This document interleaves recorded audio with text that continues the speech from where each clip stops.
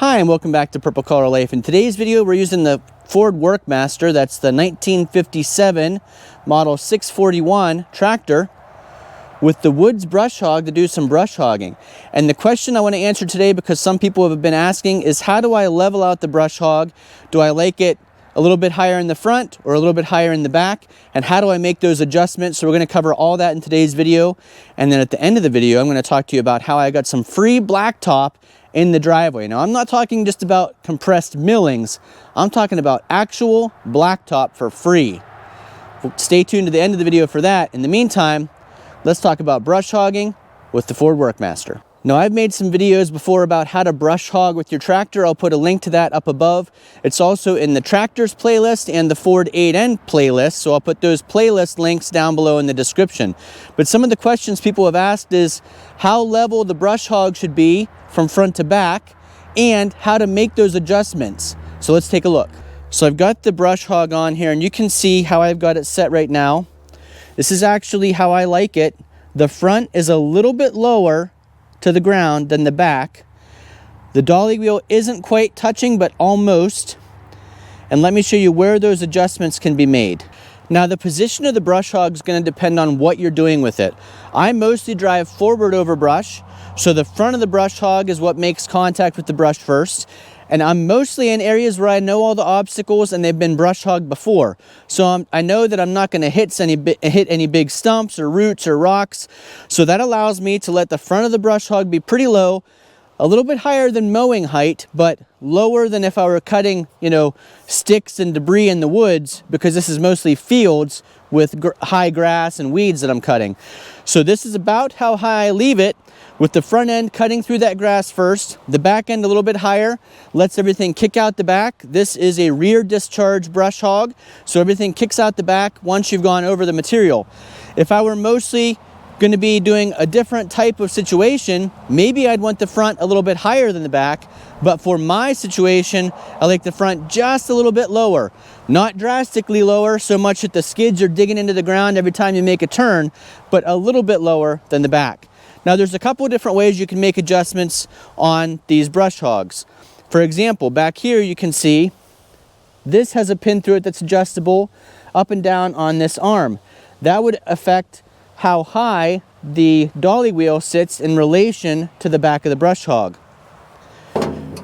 This rod has a pin with 4 adjustment spots in it. That adjusts how much pull you're getting from the top link towards the back of the brush hog. And then where I make all my fine-tuning adjustments, because this brush hog has been used behind this tractor for years, I don't mess with any of those adjustments, but I make all my fine-tuning right here at the top link. And a couple tips on top link, let's go over that. So if you're new to tractors or top links, you may not know this information. If you're an expert, just bear with me for a second.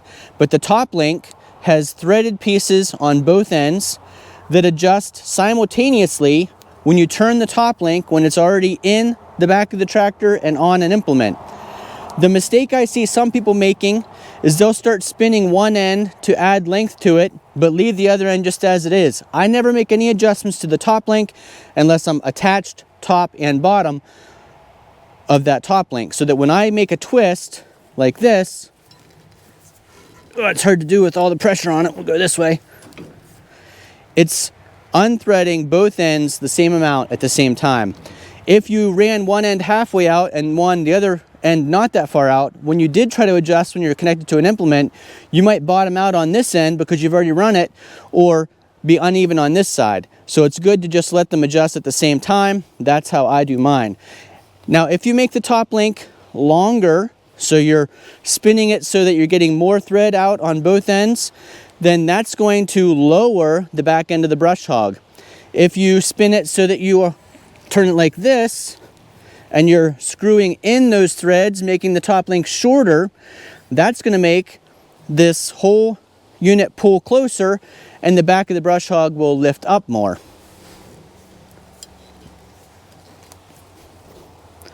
Just like that.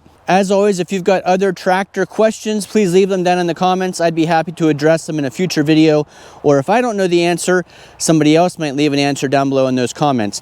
The comments are extremely valuable sections of every video, because if you've taken the time to read down through those comments, sometimes they are funny, sometimes they're unintentionally funny, sometimes they're ridiculous, but a lot of times they're really helpful. People also ask what gear I brush hog in. This is a pretty small area, so I usually do first gear, maybe second gear, but if I were in a big field, I would probably do second gear most of the time. Get myself lined up here. Right about there is where I have the marked brush hog. I've got on my hydraulic touch control, which if you'd like to see a video about that, I've got a video I'll put a link to up above.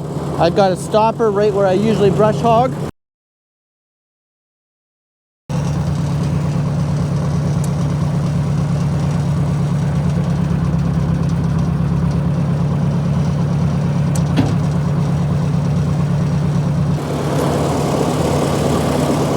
Turn the PTO on. You guys are back behind the brush hog. You should have safety glasses on.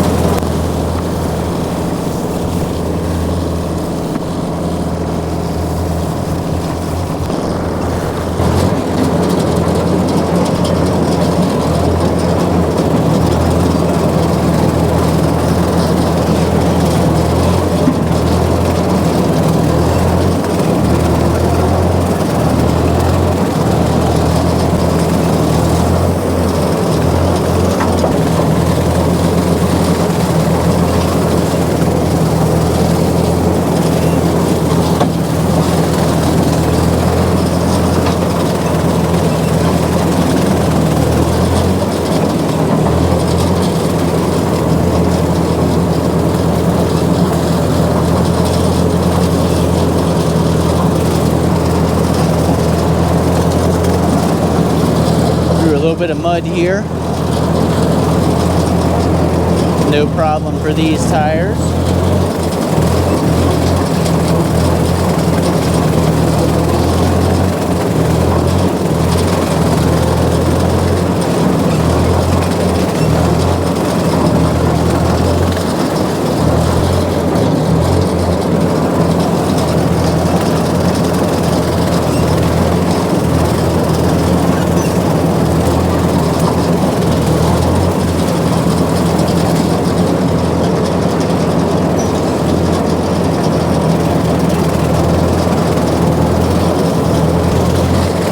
See, I try to line up my tire right along the edge of my previous cut because the brush hog is just about the same width as the tractor.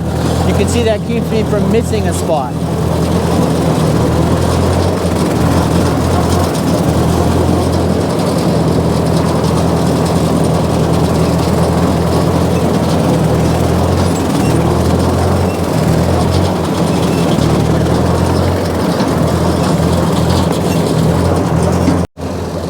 A safety note here, you can see even though I've turned the PTO off, because of that overrunning clutch, it's going to let this coast to a stop. That means that those blades underneath are still spinning, so you wouldn't want to get your hands or feet or legs anywhere near that. That's still a hazard. As long as that PTO is spinning, the blades underneath are spinning. One other thing I forgot to mention, if you are not balanced left to right, that could be because your three-point arms aren't aligned right. And that adjustment's right here on our Ford tractor on the right-hand side. This crank extends or retracts the length of the right-hand arm on the three-point hitch.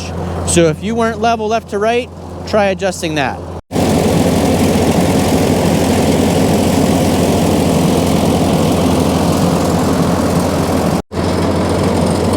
Little point of view shot here. I'm going to lean over to the left here and turn the PTO on.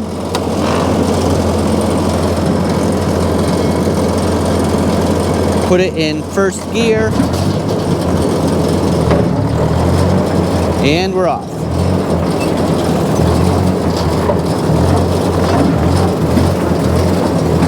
So you can see I'm lining up my left tire with the already cut area.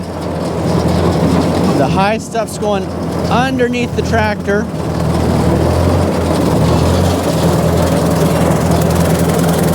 And the brush hog's cutting it.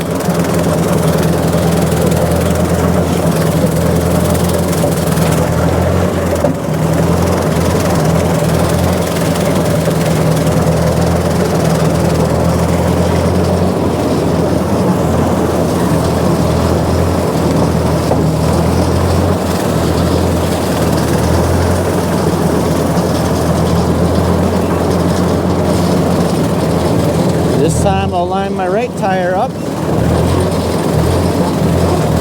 Same thing.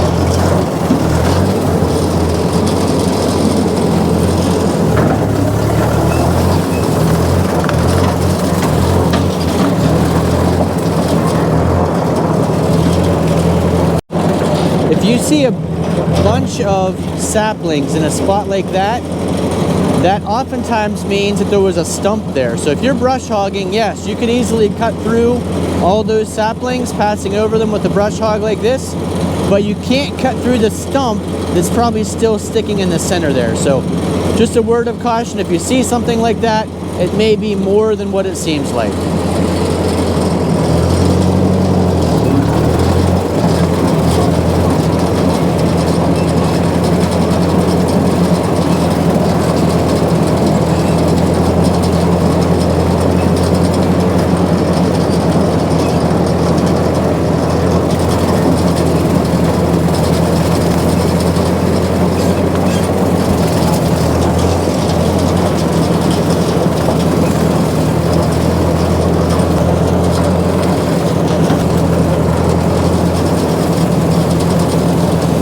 I mentioned in a previous video, I do like to back into the woods here, just to keep the woods from growing further out.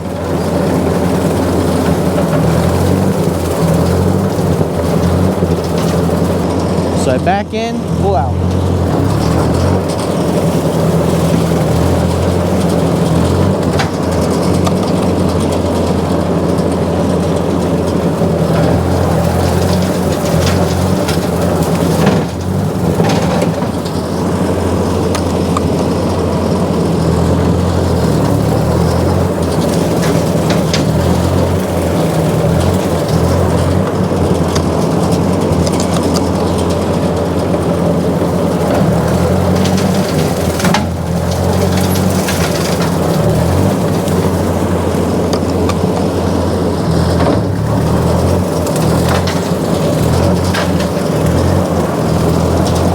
I made a video recently about the importance of front ballast. A brush hog on the back of the tractor is a great example of times you want front ballast. I'll put a link to that video up above, but as you can see, inside our front tires, we do have front ballast in the form of wheel weights in the inner rims. So to learn more about front ballast, check out that other video with the link up above.